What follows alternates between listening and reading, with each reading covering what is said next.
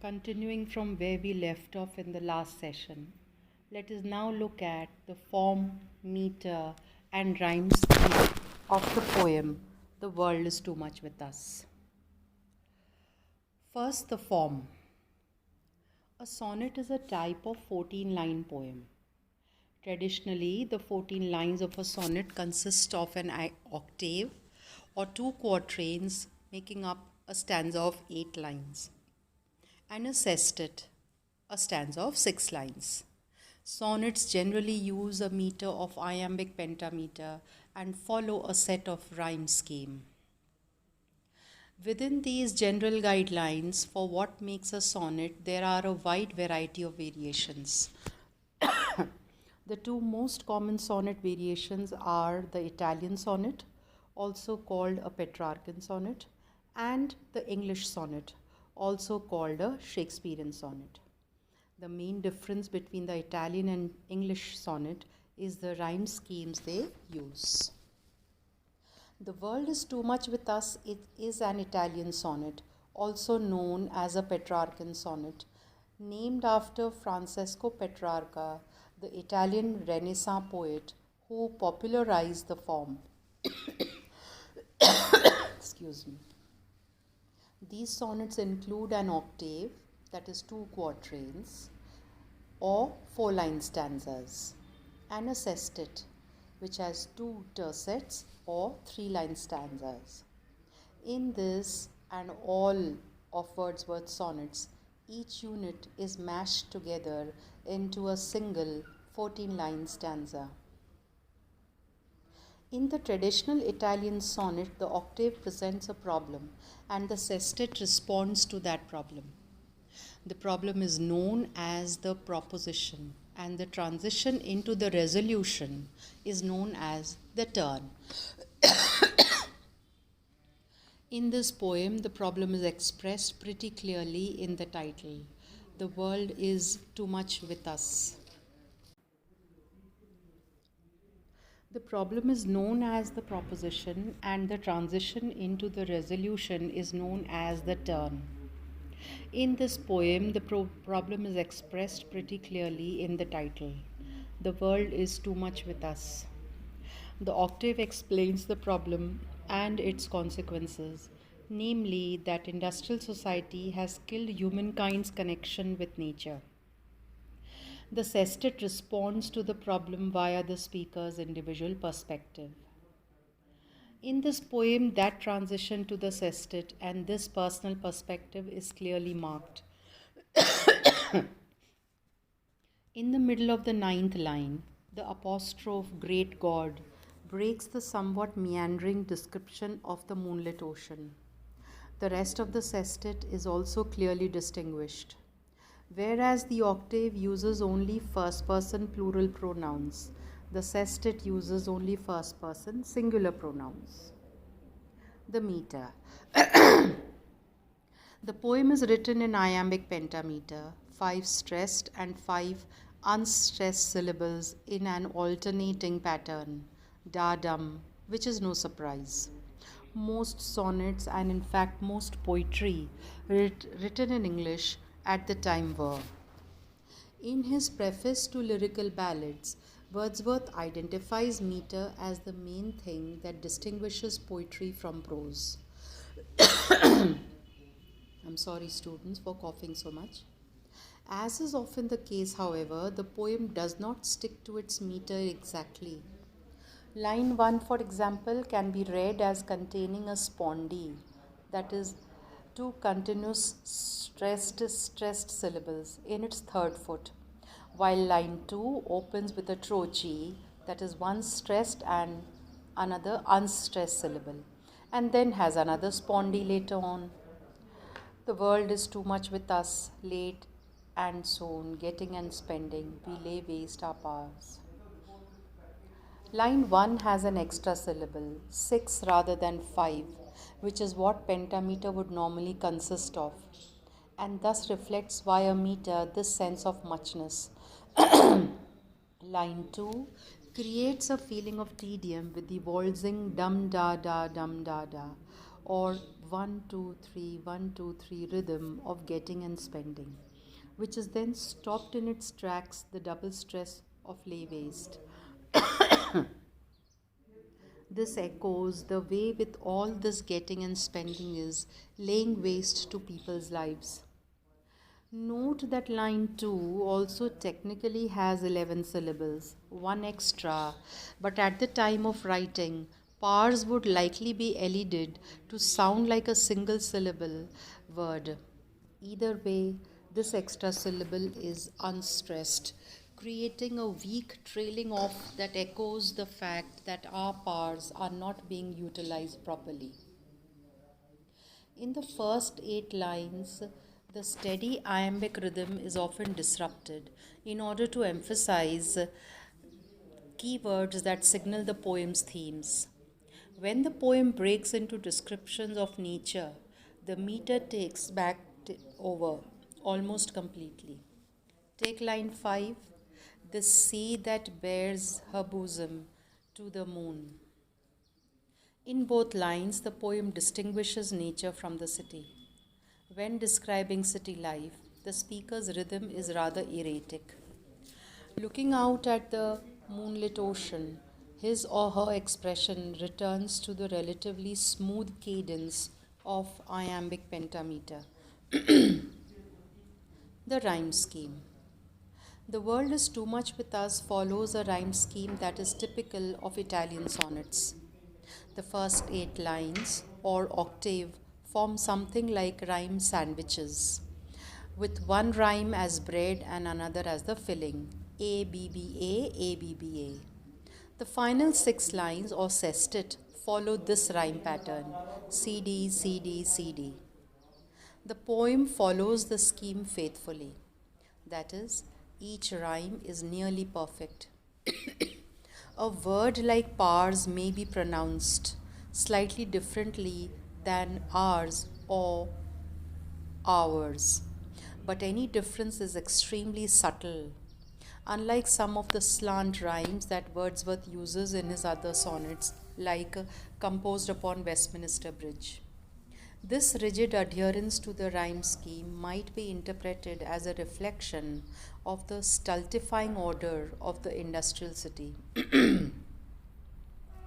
In lines 6 to 8, the poem uses subtle internal rhyme with the particles, verb forms that act as adjectives, howling and sleeping, and the pronoun everything. The ing suffix, meaning something that comes at the end of something else, extends the words. It slows the pace of the poem and thus gives the impression that the speaker is savoring this fleeting glimpse of natural beauty. Howling also chimes with ours, adding a sense of music to a line appropriately focused on the noise of the wind. The speaker of the poem. The speaker in The World is Too Much With Us is unidentified. No gender, name, or other identifying features are specified. Though it might be reasonable to assume that the speaker is Wordsworth himself, as many of his poems are indeed autobiographical, there is simply not enough evidence in this poem to prove that is the case. The poem is specially abstract. Its subjects are the broader world or city and nature. So it makes more sense to interpret the speaker as a general spokesperson for humankind, right around the turn of the 19th century, when England was experiencing major industrial growth. In his or her role as spokesperson, the speaker takes on the issue of humankind's relationship with nature from two perspectives. In the first 8 lines, the poem is spoken from the perspective of a collective we.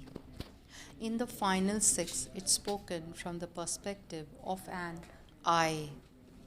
The speaker is clearly distressed over the behavior of modern humans, seeing everything they have achieved as a sordid boon. But he or she maintains enough of an analytical mindset to approach the problem rationally, first by describing societal effects, then by considering an individual's response to those effects. The speaker's ordered way of thinking or reason, however, does not relieve him or her of despair. Nor does another intellectual faculty, that is the imagination. The speaker may be able to recall the world of Greek paganism, but he or she cannot revive it. For that reason, no glimpses will make the speaker less forlorn. Though Wordsworth may have had more faith in the power of the imagination, the speaker's hopelessness seems to be permanent. Neither reason nor the imagination can soothe this stressed out soul. Next is the setting. The poem's setting is unspecified, but it is fair to say that it occupies both mental and physical territory. Let's first take a look at the physical. By the end of the poem, it has become clear that the speaker does his or her speaking from a point in the natural world, specifically a pleasant lea or a patch of grass overlooking the ocean. In daydreaming about Greek paganism, the speaker pictures ocean gods. We also know that this is happening at night, as the poem's first specific nature description is of a windless moonlit scene. The poem also occupies mental territory in that the speaker, though physically in nature, returns in his or her mind to the city. The world from the opening line refers to urban industrial society. We know this because the speaker specifies by explaining what goes on in that world. Getting and spending. This is a clear reference to economic activity, which at the turn of the 19th century would have occurred in the center of economic activity, that is the city. Even though the speaker does not mention the city in the final lines, he or she has it in mind. Its memory is what prevents a full appreciation of nature. Now, the literary and historical context of the poem. The literary context. The World is Too Much With Us was written in the first years of the 19th century and published in 1807 in a book called Poems in 2 volumes. Critics consider Wordsworth to have been at the height of his creative powers around this time. Certainly, it was when he was most popular, even if the book elicited a rather nasty review from the poet Lord Byron. In 1795, Wordsworth met the poet Samuel Taylor Coleridge, and 2 years later moved with his sister Dorothy Wordsworth, also a poet, to live near him. In 1798, Wordsworth and Coleridge jointly published lyrical ballads. Containing Coleridge's The Rime of the Ancient Mariner and Wordsworth's Tintern Abbey, the book is considered to have gotten the English Romantic poetry movement into full swing. The work from this period, which some scholars call Wordsworth's Great Decade, was characterized by a focus on natural imagery. Poems that fit the definition of verse that Wordsworth set down in his preface to lyrical ballads. The spontaneous overflow of powerful feelings recollected in tranquility. The World is Too Much With Us then contrasts with Wordsworth's typical work at the time. The speaker seeks tranquility in nature but does not find it. Instead, he or she is overpowered by the rhythms of the city. Other sonnets from Poems in 2 volumes, such as London 1802, regard industrial changes with similar despair, though another sonnet, composed upon Westminster Bridge, offers a slightly more optimistic take, though it too is complicated.